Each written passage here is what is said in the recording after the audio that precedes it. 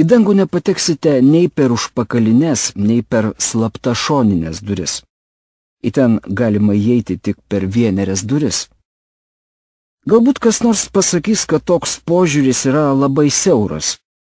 Įdomu tai, kad Dievas, kuris sukūrė dangų, pats pasakė, jog durys yra tik vienerios. Tiesą sakant, pats Jėzus apie save pasakė: aš esu duris, aš esu kelias, tiesa ir gyvenimas. Niekas neateina pas tėvą kaip tik per mane. Jėzus Kristus įsikūnijęs Dievas pasakė, kad į dangų tėra tik vienerios durys. Mielas bičiuli, galbūt manote esas plačių pažiūrų žmogus ir galvojate, jog pas Dievą veda daug kelių. Sustokite ir pagalvokite, ar toks požiūris teisingas. Juk Jėzus labai aiškiai pasakė: jei neatgimsite iš aukštybės, neįeisite į dangaus karalystę. Kitais žodžiais tariant, jei negimsite iš aukštybės, nematysite Dievo karalystės. Jėzus pats apie save pasakė, jog jis yra durys, kelias, gyvenimo duona, vanduo ir šviesa.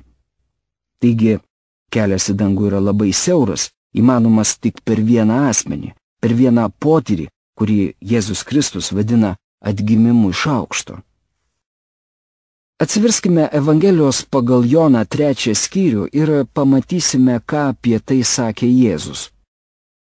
Daugelis žmonių teigia, jog jie yra tikintys krikščionys ir seka Kristumi. Ar galite mintimis sugrįžti prie tos akimirkos, kuri jūsų manymu pakeitė visą jūsų gyvenimą ir nuo to laiko jūs niekada nebebuvote toks kaip anksčiau?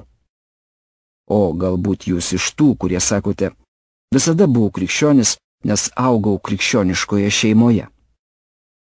Norėčiau, kad į tai, ką dabar pasakysiu, atkreiptumėte ypatingą dėmesį. Jėzus pasakė, jog norint patekti į dangų, reikia atgimti iš aukšto. Dievo dėsniai ir įstatymai neturi išimčių. Galbūt paprieštarausite, kad tai labai siauras požiūris. Taip, aš su jumis sutinku.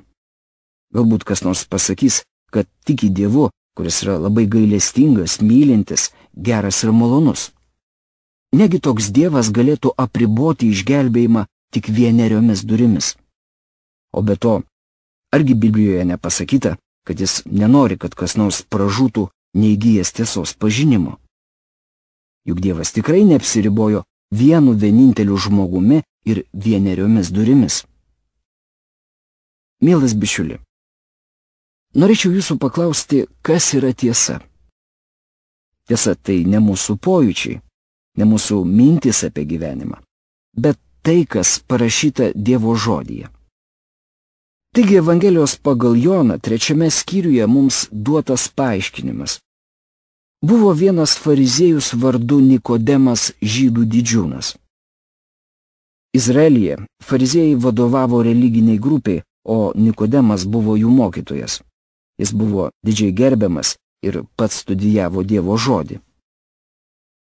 Taigi jis atėjo nakčia ir kreipėsi į Jėzų. Rabi, mes suprantame, kad esi atėjęs nuo Dievo kaip mokytojas, nes niekas negalėtų padaryti tokių ženklų, kokius tu darai, jeigu Dievas nebūtų su juo.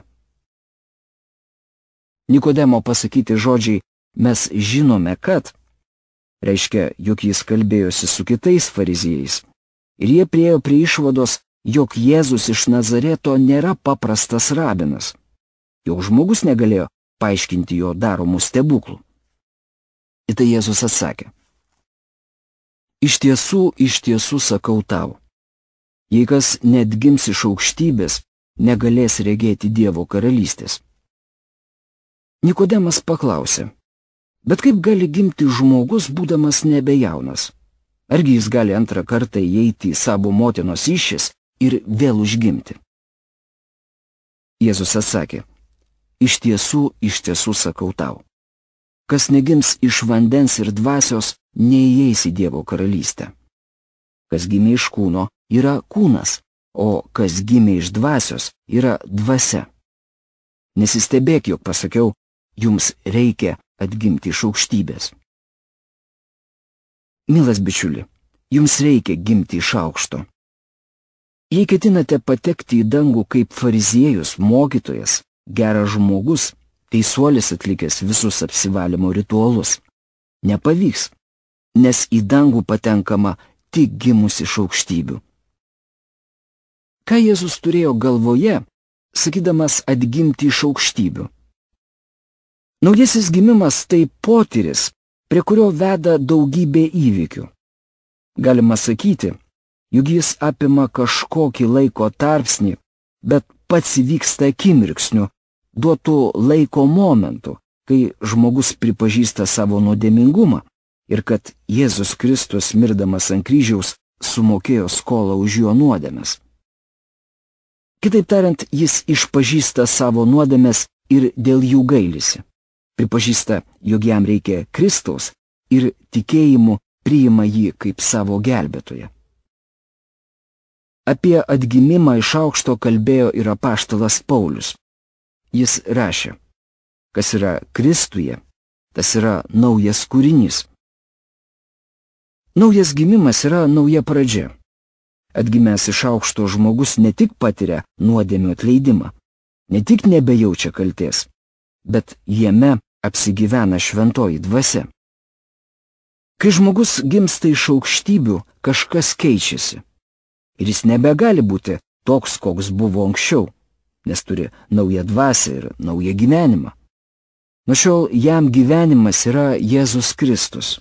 Jis turi šventąją dvasią ir trokšta bei siekia Dievo.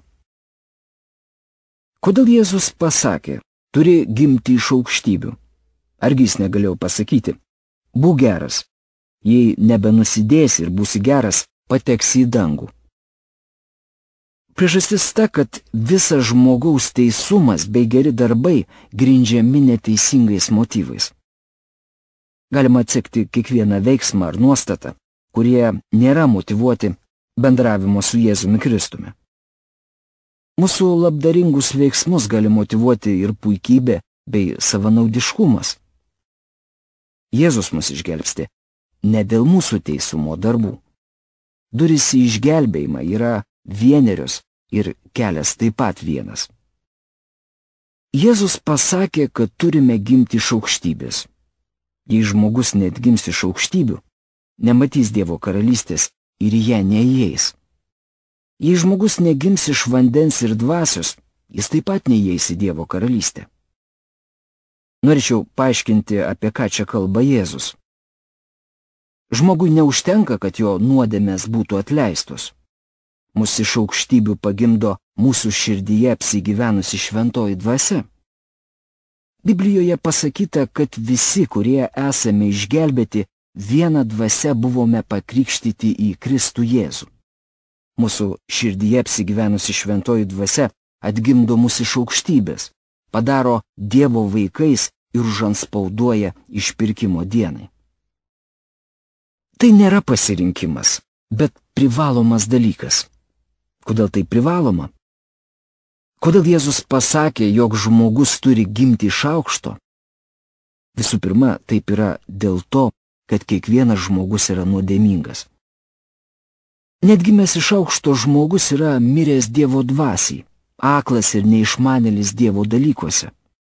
Jis nemyli Dievo, negali su juo bendrauti ir iš esmės jam priešinasi. Mielas bičiuli, pats viso to pakeisti negalite. Tokią būseną gali pakeisti tik šventoji dvasia, o tai ir yra Dievo dovana.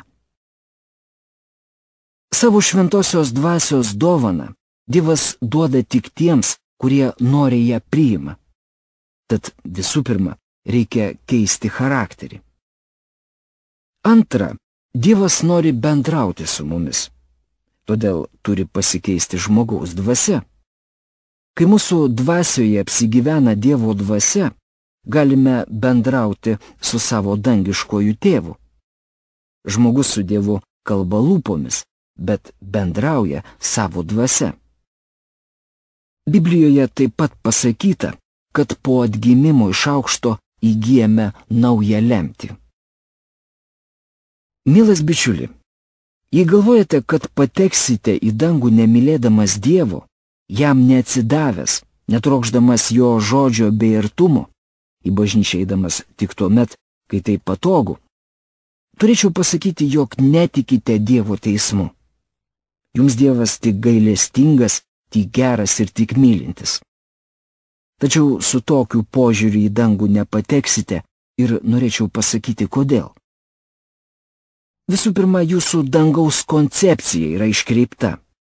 Dangus tai vieta skirta šventiems, teisiems, mylintiems Dievą, jį branginantiems ir jo trokštantiems žmonėms. Argi manote, jog nugyvenę žemėje be atsidavimo ir meilės Dievui, jo netrokšdamas, neturėdamas nuodėmių atleidimo, o tik gerus darbus, nugyvenęs gyvenimą taip, kaip norėjote, po mirties pateksite į dangų? Viena iš priežasčių, kodėl Jėzus pasakė, kad turite atgimti iš aukštybės, yra ta, jog tik toks yra vienintelis būdas tapti priimtinais Dievo akise. Visa kita yra žmogiškos pastangos. Čia kas nors galėtų įsiterpti ir pasakyti, jog tai itin siauras požiūris. Juk pasaulyje yra daugybė religijų, ne vien krikščionybė. Nesvarbu, kas jūs – baptistas, reformatas, katalikas ar kas nors kitas. Svarbu tik tai, kas parašyta Dievo žodyje. Jėzus yra vienintelis kelias į dangų. Jis pats pasakė, aš esu duris, aš esu kelias. O manančių, jog toks požiūris yra siauras, norėčiau paklausti. Ar Dievas yra siaurai mąstantis? O gal vis dėlto jis visažinis? Jei taip, vadinasi, turėjo labai konkrečią ir aiškią priežastį, kodėl visos žmonijos išpirkimą paruošė per vieną žmogų Jėzų Kristų. Jei nesate atgimęs iš aukštybių per šventąją dvasią ir jūsų skola už nuodėmes nėra sumokėta Kristumi, kas tuomet ją sumokės? Manote, jog pats? Ar žinote, kad vienintelis būdas, kaip galite sumokėti nuodėmės skolą, yra mirti ir būti amžinai atskirtam nuo Dievo? Biblijoje pasakyta, kad atlygis už nuodėmę yra amžina fizinė ir dvasinė mirtis. Šią skolą sumoka vienas iš dviejų – arba Jėzus, arba jūs. Dabar tikriausiai aišku, jog nei geri darbai, nei narystė bažnyčioje, nei pamokslų klausimas, niekas jūsų nenuves į dangų. Baisiausia tai, kad yra daugybė tokių žmonių, kurie pasyviai sėdi bažnyčiose, retkarčiais duoda pinigų ir asistuoja tuomet, kai reikia sukalbėti maldas ar sugedoti kokią giesmę. Krikščionybė yra tik jų socialinio gyvenimo dalis. Galbūt laikote save plačių pažiūrų žmogumi ir galvojate, jog manyti, kad Jėzus yra vienintelis kelias, klaidinga. Tačiau ar Dievas klysta? Ar Jėzus suklydo sakydamas, kad reikia gimti iš aukštybės? Jei jis taip pasakė, vadinasi, tam yra priežastis. Jėzus žino galutinį mūsų kelionės tikslą. Jis žino, ko reikia, kad galėtų su mumis bendrauti ir plėtoti draugiškus santykius. Jis žino, kad mums reikia visiškai pakeisti savo charakterį. Mums reikia naujo gyvenimo, tai yra naujos dvasios. Mums reikia būti naujais kūriniais Jėzuje Kristuje, kad taptume tuo, ko anksčiau niekada nebuvome. Prisiminkite, kad Jėzus pasakė, jog jis mus išsirinko prieš pasaulio sukūrimą, kad taptume visiškai panašus į jį. Ar manote, kad galite tapti panašus į Jėzų Kristų, neturėdamas naujos dvasios, naujo troškimo, kuris ateina per jumyse gyvenantį Jėzų Kristų? Kas sukelia Dievo troškimą bei ilgesį?